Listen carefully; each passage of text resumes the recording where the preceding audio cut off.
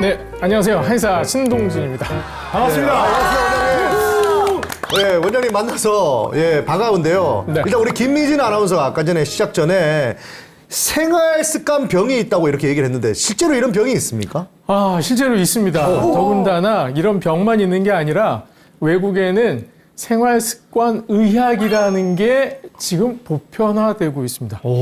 우리나라에서는 들어보지 못한 그런 분야거든요. 네. 라이프스타일 메디슨이라는 이름으로 지금 국내에서도 전문가 양성 과정이 생겨 있기도 하거든요. 근데 여러분들 아까 생각하셨듯이 이 생활습관병이라는 게 내 생활 속에서 어떠한 습관들 때문에 병이 생길 수 있다. 여기까지는 맞으셨는데 대부분 근골격계 질환 쪽으로 생각하시고요. 자세 때문에 척추가 그렇긴 한데 내과적인 문제들도 생활 습관에 의해서 나타날 수가 있다는 거죠. 그래서 생활 습관 의학에서는 6가지 포커스를 두거든요. 네. 우리가 살면서 생활 습관 어떻게 하면 잘 산다라고 얘기할 때 그 포커스들 6개를 한번 생각해 보시면 되는데요. 우선 드시는 거 있죠. 네. 잘 먹어야겠죠. 예. 또 잘 자야 됩니다. 잘 자고요. 예. 그리고 또 잘 움직여야 돼. 그렇죠. 잘 움직여야 됩니다. 운동이고요. 또 하나는 마음의 건강도 필요하잖아요. 그래서 마음의 평온이 필요하죠. 스트레스를 어떻게 해결할 것이냐. 이 문제도 있고요. 또 하나 사회생활 잘해야 되지 않습니까? 그래서 사회생활의 문제. 그리고 또 나머지 하나가 있는데요. 약물에 대한 중독 문제가 또 있습니다. 그렇게 해서 이렇게 6개 분야로 전문적으로 연구되고 있는 분야가 바로 생활습관의학이라는 분야입니다. 그 원장님께서는 다양한 프로그램과 또 강연으로 대중에게 이 건강한 생활 습관에 대해서 알려주고 계시는데요. 제가 원장님을 뒷조사를 좀 해봤거든요. 서울대학교에서 생물학과를 졸업하셨더라고요. 이력이 굉장히 독특하신데 원래 생물학자가 꿈이셨나요? 네, 그랬었습니다. 정확히는 서울대 생물학과는 졸업은 안 했습니다. 들어가기만 했고요. 2년 정도 공부하다가 제가 진로를 바꾸게 됐는데 서울대 생물학과 들어갈 당시에는 제 꿈이 있었죠. 제 꿈이 그 당시만 해도 이디오피아 난민 문제가 굉장히 심했었습니다. 기아 문제죠. 왜 많이 기아. 들었어요? 그래서 저는 주먹만한 쌀을 만들어서 세계 식량난을 해결하겠다. 이런 꿈을 안고 이제 산토리. 네, 그렇죠. 그러면 지금 그 이디오피아 얘기하는 거니까 저희랑 연배는 비슷하네요. 그러실 수도 있겠습니다. 우리 때도 그랬던 것 같긴 한데. 너무 정교해 보이는 것 같은데. 그랬는데 이제 공부를 하다가 이게 쌀이 부족해서 기아 문제가 생긴 게 아니구나라는 걸 알게 됐어요. 이게 세계 식량 남아도 오는데 거기까지 못 가는 게 문제였던 거죠.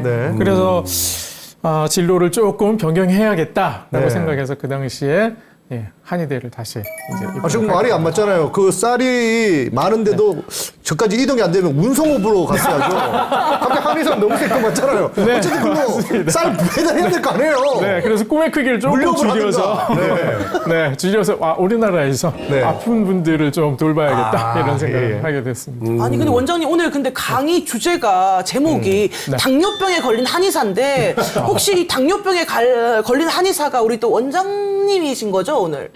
맞습니다. 그래요? 근데 그런 시기에는 너무나 지금 혈색이 좋으세요.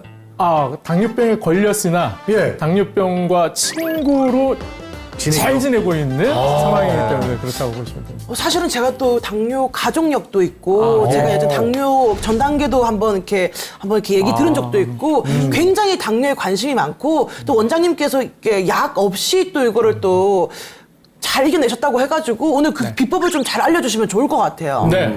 오늘부터 4주에 걸쳐서 제가 이제 강의를 하게 되는데요. 오늘 그리고 다음 시간까지 제가 경험한 것들, 그래서 당뇨에 대한 두려움을 없애는 법, 그리고 당뇨와 친하게 지낼 정도로 혈당 관리를 잘하는 법, 이러한 것들을 더 심층하게 낱낱이 알려드리도록 하겠습니다. 상당히 기대됩니다. 왜냐하면 저하고 제일 친한 동생 한 분이 있는데 그 친구가 얼마 전에 진짜 당뇨라고 정말 세상 다 끝난 것처럼 당뇨 걸렸어요 형 한마디에 그래서 어떻게 위로해줘야 될지를 잘 모르겠더라고요. 아까 하신 말씀 저도 들었거든요. 이게 일단은 이미 다 이루신 것 네. 같더라고요. 네. 근데 그런 분이 이제 당뇨병에 걸렸으니 눈앞이 깜깜하겠죠. 네. 저도 똑같았습니다. 네. 저는 더군다나 의료인이지 않습니까? 네네.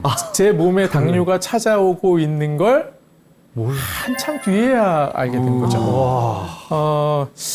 제가 보통 당뇨에 걸리면 요런 증상이 나타난다 하는 것들이 있어요. 혹시 아시는 증상들이 있으실까요? 그 오줌에 거품이 생긴다. 예. 그것도 한 가지 증상 중에 하나입니다. 네. 네, 그리고 대표적이진 않지만 그리고 또 좀 혈색이 좀 어두워진다.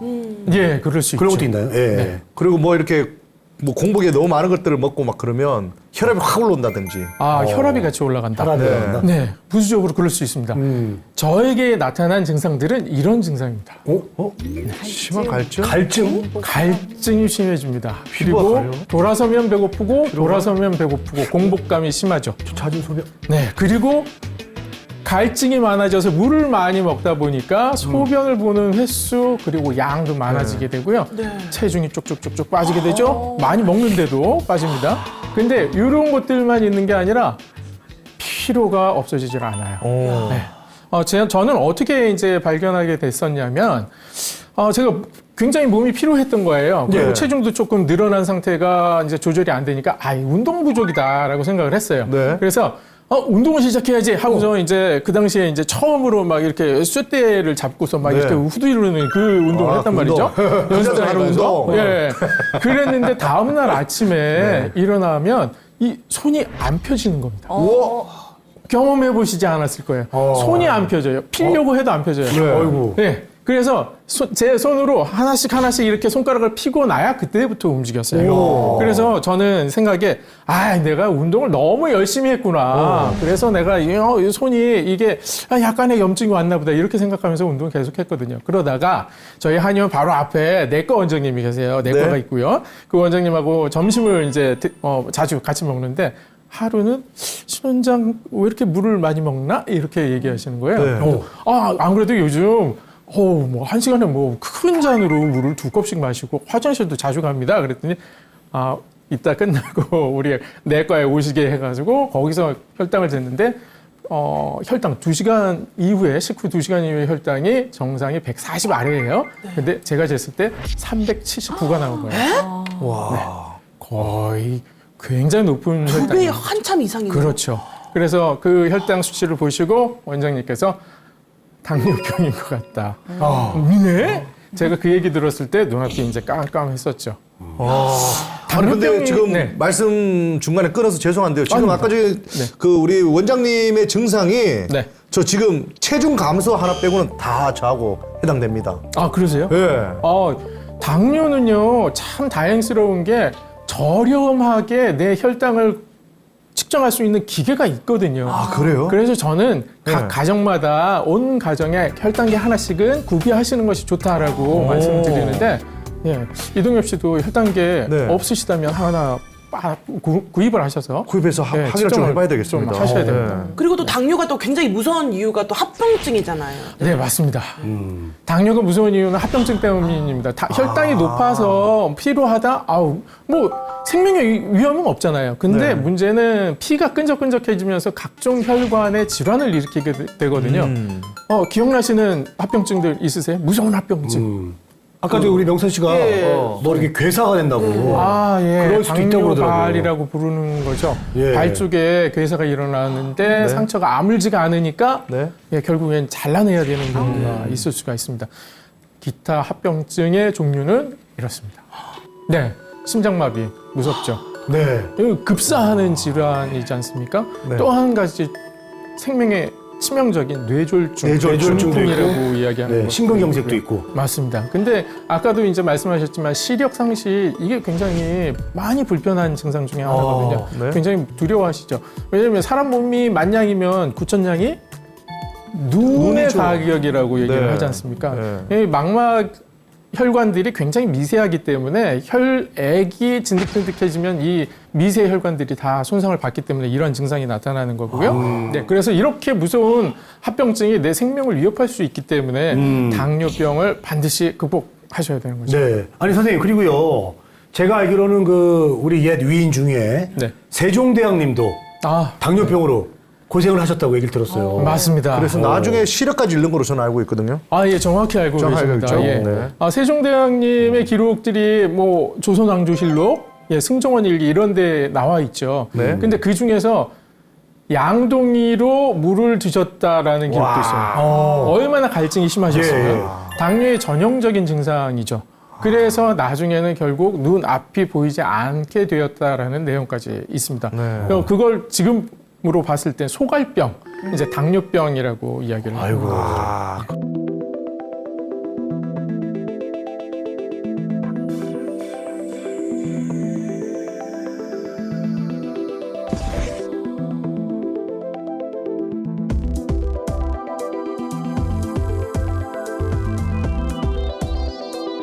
그렇군요.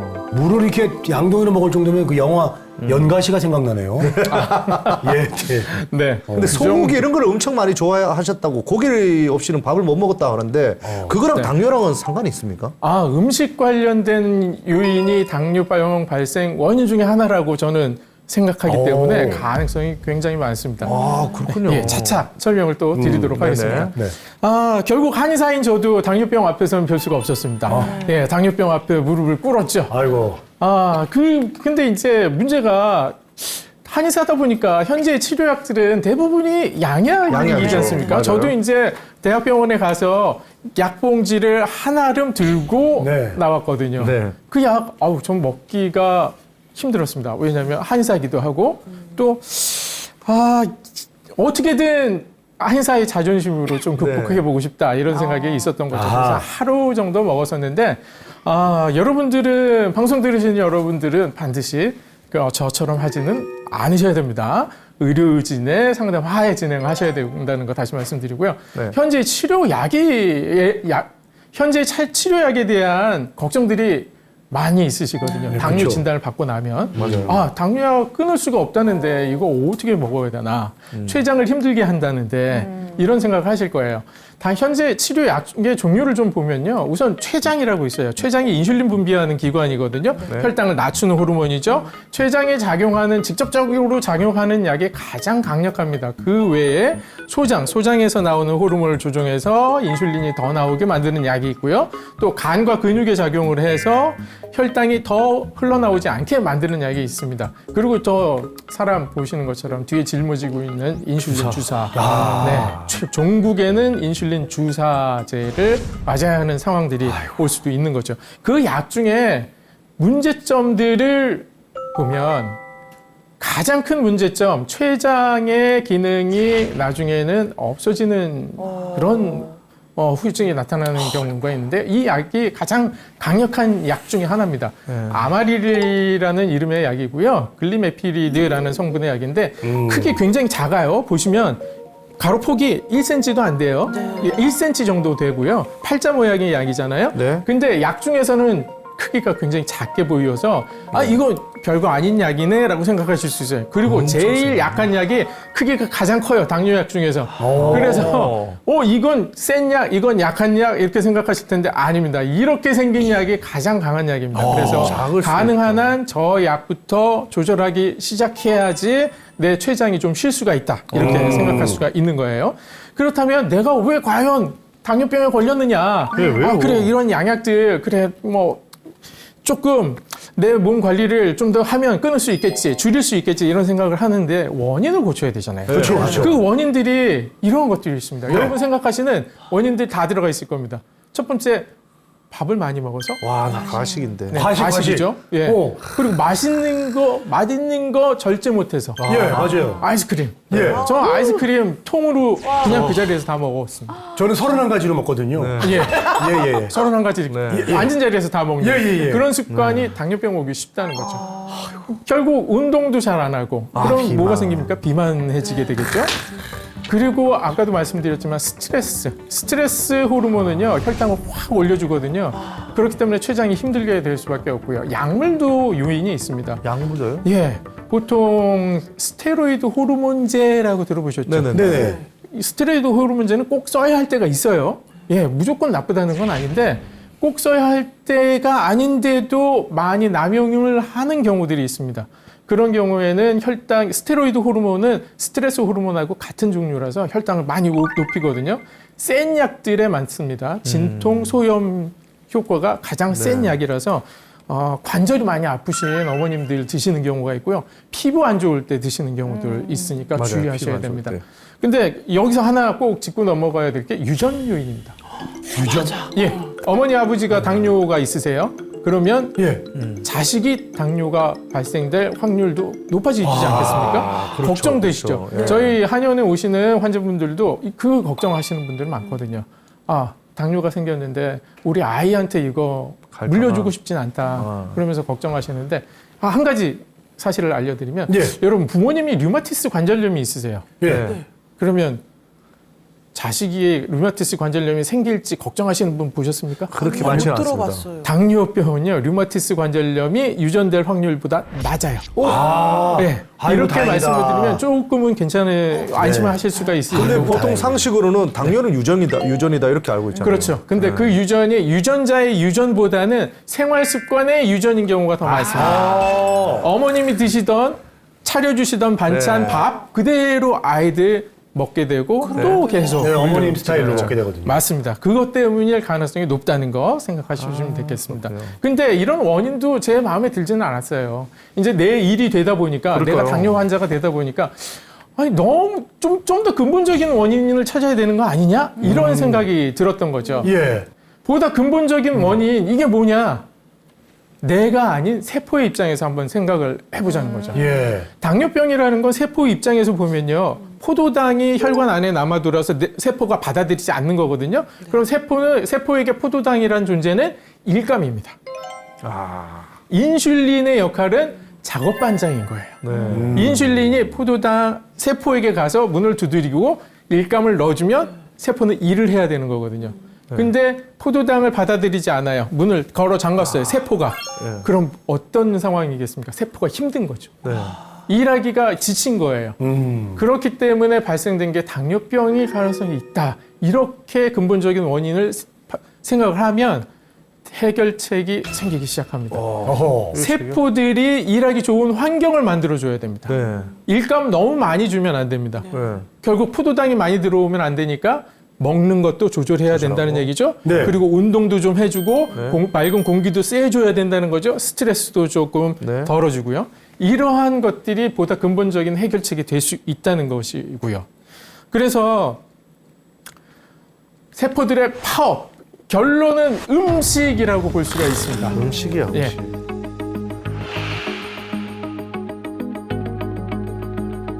이걸 제가 어떻게 알게 됐냐면요. 네. 제가 초기에 이제 혈당과 싸움이 계속 있었지 않습니까? 이 음식 먹어보고 또 다른 분 하시는 것처럼 잡곡밥, 밥은 잡곡밥으로 바꾸고 채소와 잡곡밥, 네. 그리고 콩, 두부, 고기는 완전히 끊고 이렇게 식사를 했어요. 근데 혈당이 안 떨어져요? 많이 떨어지지 않아요. 오, 네, 그래요? 필요한 것도 없어지지 않았어요. 그럼 왜 그러지? 먹어야 되나? 워낙에 혈당이 높았었으니까 네. 떨어지는 속도가 더디었을 수도 있겠는데요. 제가 결론적으로 야 이건 음식에 답이 있다라고 생각하게 된 계기는 네. 닭곰탕 먹고 나서였어요. 닭곰탕이요? 네, 고기잖아요. 예. 닭곰탕. 닭곰탕을 밥 완전히 빼고 네. 닭곰탕 한 마리 고기와 국물까지 다 들이켰습니다. 그 다음에 혈당을 쟀어요. 예. 혈당이 뚝 떨어져서 나와요. 오, 진짜. 아니, 그러니까 밥을 빼고 밥을 빼고 닭하고 국물만? 닭하고 국물 반찬만 먹었어요. 죄송한데 한의사님 요거 사업하고 계신 건 아니겠죠? 아니, 선생님 지금 잠깐 의심스러운데요?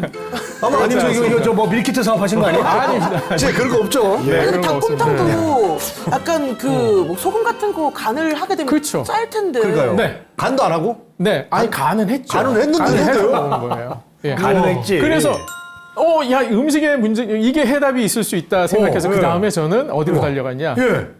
서점으로 달려갔어요. 서점으로. 네. 닭곰탕 맛집을 찾으러 서점에 갔나요? 가시면 한 장 자체가 네. 저렇게 건강 그리고 식품 식품 건강 코너가 있습니다. 예. 거기서 모든 책을 다 꺼내보기 시작했어요.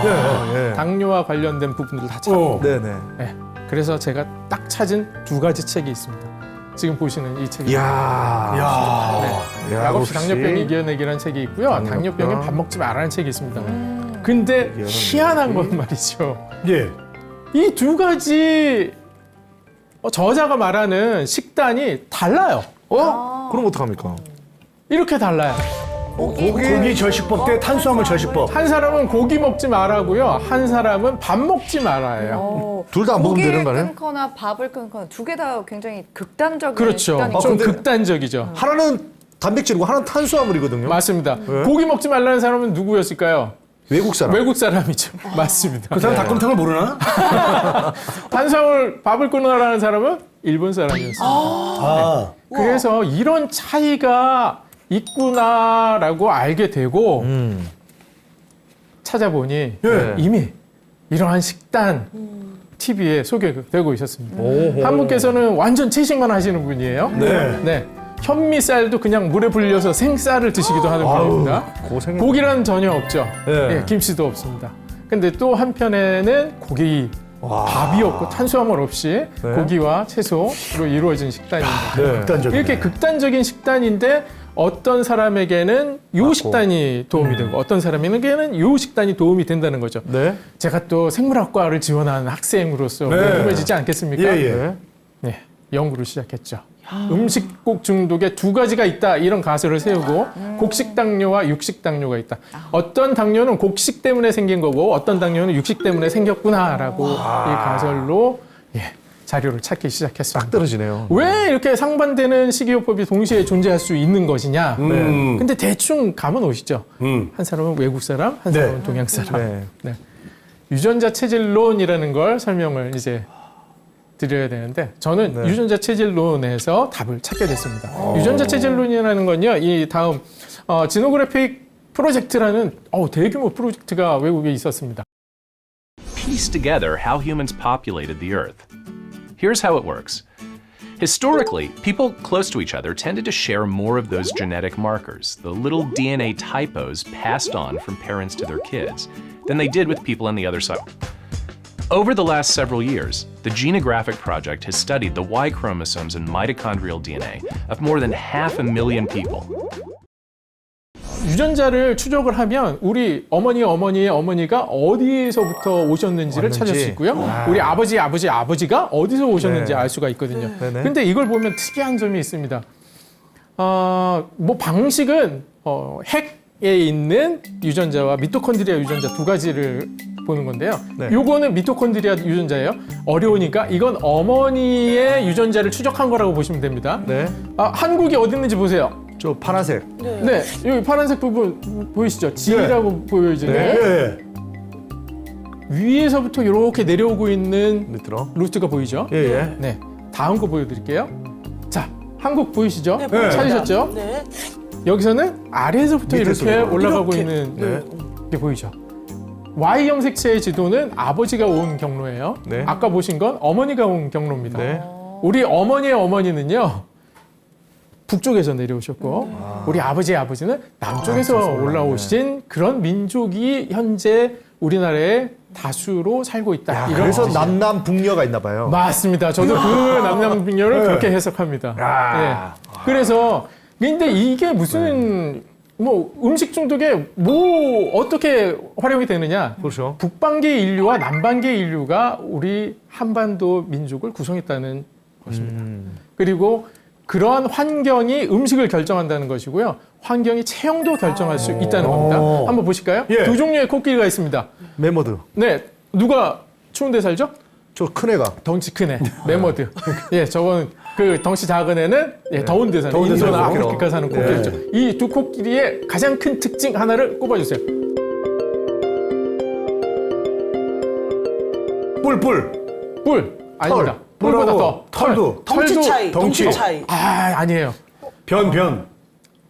눈에 보이는 거에서 고르시면 보이는 돼요. 거에서? 보이는 네. 거에서. 귀요. 아, 귀. 귀가 다르네. 정확합니다. 예. 추운 데랑 더운 데. 네, 추운 데 사는 동물은 귀가 작죠. 작아요. 작아요. 왜 그렇죠? 에너지를 뺏기면 안 되니까. 얼지 말라고. 체온을 뺏기지 말라고. 근데 더운 데 사는 코끼리는 키가 커. 이 방열판 역할을 하니까 네. 열리고 펄럭을 해야 나뉘어. 되고. 그렇습니다, 맞습니다. 다음 동물을 있습니다. 와, 재밌네 이거. 예, 예. 두 종류. 귀. 그렇죠, 그렇죠. 정답 귀. 예, 사막여우. 여기 사막여우가 어느 쪽입니까? 왜 오른쪽. 그렇죠. 이거야말로 극단적인 귀네요. 맞습니다. 이거야말로 극단적인 외계인인 줄 알았네. 북극 여우와 사막 여우입니다. 예. 이러한 차이 인간에게도 있을까요? 있지 않을까요? 눈 있을 것 같아요. 보십시오. 보십시오. 에스키모인과 예. 더운 지방에 사는 사람의 체형 차이. 그럴 수 있어. 팔다리가 길면 어디 사는 사람일까요? 남방. 아프리카. 네, 맞습니다. 남방계일 김미진 가능성이 아나운서, 김미진 아나운서. 네. 뭐 현재 그렇게 살고 계신다는 게 아니라 조상분들의 유전자가 그럴 수 있다는 거죠. 맞아요. 이런 사람의 체형의 차이. 근데 여기서 볼 수 있는 건요. 추운 데서 사는 사람들은 뭘 먹고 살았을까요? 고기. 생선. 고기. 고기 저장해서. 얼어서 생선을 먹을 수 있을까? 뭐 먹고? 고기를 저장해서. 고기. 네. 고기. 특히 그 내장 쪽. 네. 아까 코끼리 봤지 않습니까? 맘모스 잡아먹는 사람이 추운 데 사는 사람이 있겠어요? 더운 데 추운데. 추운 데 사는 사람. 네, 네. 네. 네. 사냥 기술이 발달했겠죠. 그리고 더운 데 사는 사람은 열매. 곡식. 곡식이죠. 곡식. 네, 농경 아니면 열매를 따먹거나. 그래서 곡식을 우리 조상님들이 많이 드신 분이라는 걸 체형에서 알려면 팔다리가 기신 분은 나 고기네. 곡식에 특화된 유전자를 갖고 계신 분. 네, 동엽이는 에스키모네요. 저 레시피 네, 팔다리 짧으신 분은 육식에 최적화된 유전자를 근데 가지고 진짜 정확한 게 저 고기 없이는 밥을 못 먹습니다. 그렇죠. 와, 진짜 찔리네. 근데 문제는 네. 중독 현상이 일어날 정도로 드시면 문제가 된다는 겁니다. 그래서 이런 체형 차이가 매우 중요한 키워드가 된다. 그리고 이런 체형 차이뿐만이 아니라 체질을 알아야 되는데 문제는 이런 체형만으로 결정되지 않는다는 겁니다. 그러면 또 뭐가 있어요? 딴 게 있단 말이죠. 오늘은 여기까지입니다. 제발. 안 돼! 알려줘요. 길게 해! 다음 시간 편성해, 빨리! 제발 알려주세요. 부장님! 조금만 더! 네, 다음 시간에는 이제 실전에 돌입해서 과연 어떤 방식으로 음식을 가려야 되는지에 대해서 말씀드릴 예정입니다.